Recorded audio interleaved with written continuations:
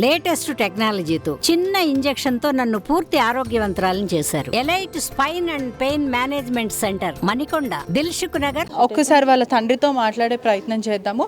Narsingi police స్టేషన్లో కూడా ఫిర్యాదు ఇవ్వడం జరిగింది. అసలు ఏమని ఫిర్యాదు ఇచ్చారో తెలుసుకునే ప్రయత్నం చేద్దాం. నమస్తే అండి, ఇప్పుడు ఏమని ఫిర్యాదు ఇచ్చారు? నార్సింగ్ పోలీస్ స్టేషన్లో మీరు కంప్లైంట్ ఇవ్వడం జరిగింది. ఏమని కంప్లైంట్ ఇచ్చారు? ఏమని ఇవ్వలేదు మేడం. ఒకటి ఏంటంటే నేను నా రూమ్కి వెళ్ళాము, అపార్ట్మెంట్ 5th 502 రూమ్కి వెళ్ళాము. రూమ్కి వెళ్ళిన తర్వాత వాళ్ళు ఏం చేశారు, వాళ్ళు ఏమన్నారు, ఎవరైనా పేరెంట్స్ వాళ్ళు వస్తే మేము ఓపెన్ చేసి వాళ్ళకి ఫస్ట్ చూపిస్తాం. చూపించిన తర్వాత మేము వాళ్ళు వచ్చేసి మేడం ఇద్దరు వచ్చారు కానిస్టేబుల్స్, నన్ను తీసుకొని చూపించారు. ఈయనెవరు, మీ బాబా, మీరేమైతే నేను తండ్రి అవుతాను. సరే ఏం సంగతి అంటే ఇట్లా సంగతి జరిగింది సార్, ఇట్లా సంగతి ఇది అని చెప్పిన. సరే అయిపోయింది, నువ్వు పక్కకి వెళ్ళు. ఇక నయంబడి వచ్చిన 4 పిల్లలు ఆ బాడీని దించారు. దించి ఒక బెడ్ చనిపోయాడు. అంటే ఎంతసేపు అవుతుంది, ఎట్లా ఆ సిచ్యువేషన్? స్టార్టింగ్ ఇక్కడ నుండి ఉదయం 9:30కి వెళ్ళింది మేడం. ఇక్కడ నుండి ఇంటిని 9:30కి వెళ్ళాడు. 9:30కి వెళ్ళాడు, 10కి రాలేదు, 11 రాలేదు, 12 రాలేదు, పొద్దున ఒక్కటి లంచ్కి రాలేదు. ఫోన్ చేస్తే ఫోన్ ఎత్తుతలేడు. ఫోన్ అతని దగ్గరనే ఉన్నది. అతని దగ్గర ఉన్న తర్వాత మేము మా కోడలు ఏం చేసింది, ఇద్దరిని పంపించింది అక్కడికి.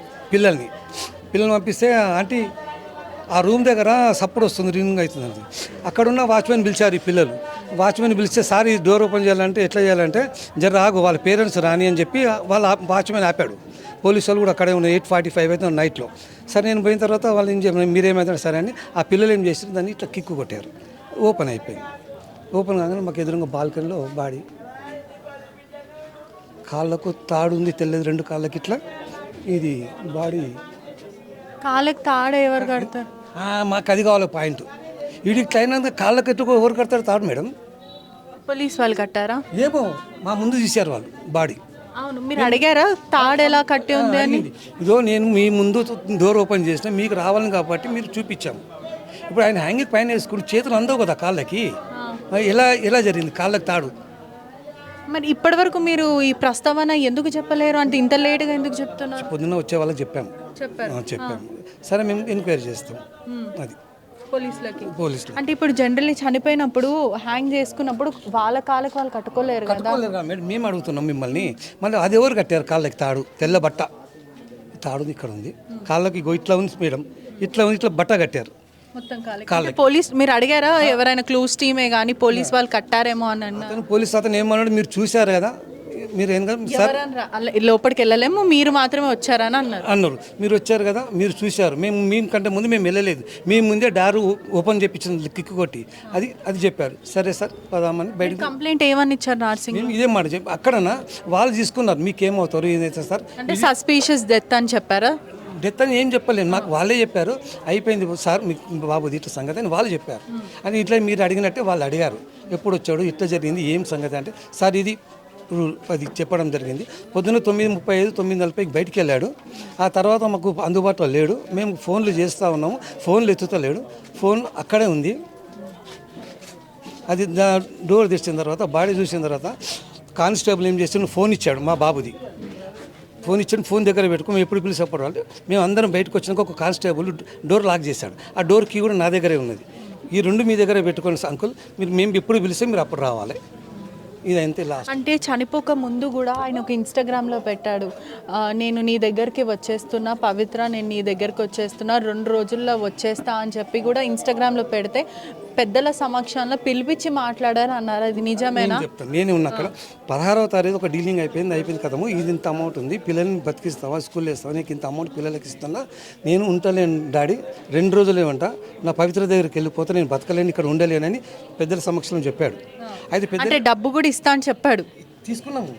తీసేసుకున్నాం వాళ్ళకి. అంటే మీ కోడలికి అందజేశారు డబ్బులు, సెటిల్ పిల్లల కొరకి లైఫ్ చేసుకోవడానికి ఇల్లు కొనిచ్చి ఇస్తారని చెప్పి నేను మాట ఇచ్చి డబ్బు నా దగ్గర పెట్టుకున్న, పిల్లలకు లైఫ్ చూపిస్తాను. అయితే ఇచ్చారు సుమారుగా 50. అయితే నేను వాళ్ళకి పెడుతున్నాను మేడం, అది చెప్పాను. తర్వాత నేను ఉండండి డాడీ, నేను పోతున్నా, మా పవిత్ర పిలుస్తుంది, నేను పోతున్నా, వీళ్ళని చూసుకో అని చెప్పాడు. చెప్పిన తర్వాత పెద్దలు ఏం చెప్పారు, అరే బాబు ఏం మాటలు మాట్లాడుతున్నారు అని. మా పెద్దన్న కూడా ఉన్నారు, ఇంకా పిల్లలు ఉన్నారు, తప్పు అట్లా మాట్లాడదు, నేను ఏం చేయను, అట్లా ఏం చేసుకోను, నేను పిచ్చోనా పిరుకోనా, నేను ఇంతమంది బుద్ధి చెప్పాను అని చెప్పి నేను చేసుకోను అని చెప్పాడు. ఆ రోజు పెద్దల సమక్షంలో ఇక్కడ ఈ ఇంట్లోనే 16వ తారీఖు వచ్చిన 5.5 సంవత్సరాల తర్వాత ఫస్ట్ టైం ఇంటికి. 5.5 సంవత్సరాలు. ఈ 6 సంవత్సరాలు ఆమెతో ఉన్నప్పుడు ఎప్పుడు రాలే. ఆమెకి అంకితమైన అక్కడ కట్టుకున్న పిల్లని దగ్గర రాలేదు, కన్న తండ్రి దగ్గర వచ్చి వదిలేసింది అక్కడే అన్నాడు. నాకు ఆమె దేవత, అందరి సమక్షం చెప్పి నాకు ఆమె దేవత, నాకు ఆమెనే ముఖ్యం. ఇక మేమేం చేస్తాం మేడం? నిన్న మొన్న అన్నాడు 10వ తారీఖు నేను ఉంటలేను, నేను 2 రోజుల డాడీ బతికేది, పిల్లలను చూసుకో, నా దగ్గర నా శక్తిని సంపాదించింది ఇది ఉన్నది, నీకు చేతిలో పెడుతున్నా, వాళ్ళని చంపుకుంటావా సాదుకుంటావా పెంచుకుంటావా మీరు చూసుకోండి చెప్పాడు మేడం. అంటే మీరు మందలు ఇచ్చారు, ఏం మాటలు ఇవి? నేను కాదు మేడం, 10 మంది ఉన్నారు. అవి మా అన్న కూడా ఉన్నాడు తెలంగాణ, ఆయన కూడా చెప్పాడు ఏంది రా పిచ్చి మాటలు మాట్లాడుతుంటే, నేను 10 మందిని బతికించి 10 మందిని మాట్లాడి చేపించినాను, నేను బతకను సావను, ఏం మాట్లాడుతున్నా ఇట్లా, మరి ఈ మాటలు వచ్చినాయి ఎందుకు? లేదు ఉట్టి మాటలు ఇవన్నీ అన్నాడు. నెక్స్ట్ డే రియల్గా అయిపోయింది. ఇవాళ నిన్న ఏం చేసాం చెప్పు మేడం? ప్రస్తుతం కుటుంబం సంబంధించిన ఏ విధమైన న్యాయం కోరుకుంటున్నారా, లేకపోతే మీ తరపున నుంచి ఏమన్నా ప్రజలకు చెప్పాలనుకుంటున్నారా? నేను మా కుటుంబం కోరుకుంటాను మేడం, మా పిల్లల కొరకు నేను సేవ చేస్తాను, వాళ్ళని బతికించుకుంటాను మేడం. నేను మా కొడుకు మాట ఇచ్చినా నేను పిల్లల్ని పోషిస్తే పిల్లల్ని పెద్దగా చేసుకుంటాను. నేను శక్తి ఉన్నంత వరకు నేను నా భార్య, ఆమెకు ఎవ్వరు లేరు, మాకు ఎవ్వరు లేరు, మేము మా పిల్లల్ని చూసుకొని మేము బతుకుతాం, మమ్మల్ని చూసుకొని వాళ్ళు బతుకుతాం. మిమ్మల్ని చూస్తుంటే మీ కోడలికి తల్లిదండ్రుల్లాగా అనిపిస్తున్నారు, మీ వైఫ్ కూడా అత్తలాగా లేదు, అంటే సొంత తల్లిలాగా ఉన్నారంటే మిమ్మల్ని చూస్తుంటే చాలా గర్వంగా ఉంది. నేను ఇప్పటికి కూడా మాకు 2 కోడలు మేడం, 2 కోడలు చెప్పాను, మీరు నాకు కోడళ్ళు కాదు, ఇద్దరు నాకు 3 బిడ్డలు, సొంత బిడ్డ ఒక్కడిని, వీళ్ళిద్దరు నాకు బిడ్డలు మేడం అని చెప్పాను, 3కి చెప్పాను, సొంత బిడ్డలాగా చూసుకుంటే వాళ్ళని. మీరు నేను లేకున్నప్పుడు వాళ్ళు అడిగితే వాళ్ళు అదే చెప్తాం. వాళ్ళు నన్ను ఇంతవరకు ఒక మాట నన్ను అనలే, నేను వాళ్ళని ఒక మాట నేను వాళ్ళని అనలే, బిడ్డలాగా చూసుకోవడం, నన్ను వాళ్ళు కూడా మంచిగా చూసుకుంటారు. చూస్తున్నారు కదా, కుటుంబం కూడా ఆవేదన వ్యక్తం చేస్తుంది. అంటే 2 రోజుల క్రితం ఎప్పుడైతే ఇన్స్టాగ్రామ్లో నేను చనిపోతున్నాను, నేను ఉండను, పవిత్ర దగ్గరికి వెళ్ళిపోతా అని ఒక సూసైడికల్ నోట్ రాసినప్పుడు కూడా ఇన్స్టాగ్రామ్లో వీళ్ళు మందలించి అతనికి బుద్ధి చెప్పే ప్రయత్నం చేశారు. మరిన్ని వీడియోస్ కోసం ఛానల్ ని సబ్స్క్రైబ్ చేయండి, లేటెస్ట్ అప్డేట్స్ కోసం వాట్సాప్ ఛానల్ ని ఫాలో చేయండి, అండ్ లింక్ డిస్క్రిప్షన్ లో ఉంది.